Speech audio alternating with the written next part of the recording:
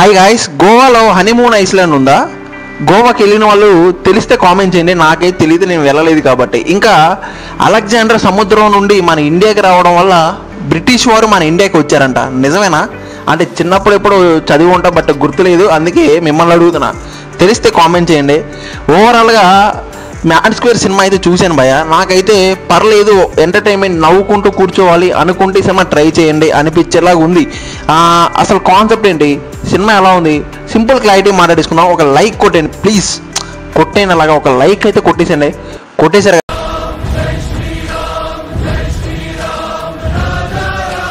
కదా, thank you.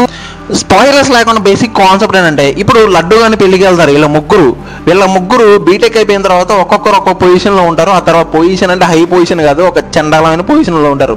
చివరికి లడ్డు కానీ పెళ్లి తెలుసుకొని వాళ్ళ ఇంటికి వెళ్ళి అక్కడ లడ్డు కానీ పెళ్లి జరిగేలా చేస్తారా? అసలు ఏమైంది, అసలు వీళ్ళు గోవాకి వెళ్ళడానికి రీజన్ ఏంటి, అక్కడికి వెళ్ళిన తర్వాత ఎంత చిల్లరగా బిహేవ్ చేస్తారు, ఎంత ఎంటర్టైన్ చేస్తారు, అసలు అక్కడికి వెళ్ళిన తర్వాత బాయ్ అనే క్యారెక్టర్ ఎలా వచ్చింది, అసలు ఎందులో ఇరుక్కుంటారు, అక్కడి నుంచి మళ్ళీ ఎలా బయటపడతారు అనేది మొత్తం కూడా ఒక కామెడీ, ఫుల్ ఆఫ్ కామెడీ. అంతే, ఇంకా ఫుల్ ఆఫ్ కామెడీ మీద తీసుకెళ్ళిపోయారు. ఓవరాల్గా కామెడీ అంతే, ఇంకా చెప్పడానికి కూడా ఏం లేదు.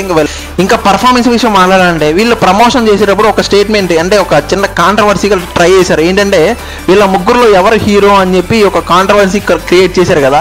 ఆ కాంట్రవర్సీ నాకు ఎలా అనిపించింది అంటే, ఈ సినిమా చూసిన తర్వాత వీళ్ళ ముగ్గురు హీరో కాదు, లడ్డు హీరో అనిపించింది. సినిమా చూసిన వాళ్ళకి మీకు ఆ ఫీలింగ్ వచ్చిందా? కామెంట్ చేయండి. నాకైతే పర్సనల్గా లిటరల్లీ లడ్డు హీరో అనిపించింది. ఎందుకంటే లడ్డు కామెడీ చేస్తూ ఉంటే వీళ్ళ ముగ్గురు కామెంట్లు చేస్తూ ఉంటారు, వీళ్ళ ముగ్గురు కామెంట్కి లడ్డు కామెడీ చేస్తూ ఉంటారు. ఇది నచ్చేది అంతే. సినిమా మొత్తం కూడా ఇది రన్ అవుతూ ఉంటుంది అనమాట. ఇంకా సినిమాటోగ్రఫీ కానీ, బ్యాక్గ్రౌండ్ స్కోర్ కానీ, సాంగ్స్ ఓకే పర్లేదు, బాగుంది. ఆ సినిమాటోగ్రఫీ అంతా కూడా విజువల్స్ రిచ్గా చాలా బాగా చూపించారు. ఆ పెళ్ళిలో కానీ, ఆ గోవాలో కానీ అంతా చాలా బాగా ఎడిటింగ్ కూడా చాలా బాగా చేశారని చెప్పాలి. బ్యాక్గ్రౌండ్ స్కోర్ లిటరలీ కొన్ని సీన్స్లో చాలా బాగా ఎలివేట్ చేసింది, పర్లేదు, బాగుంది అంతా కూడా.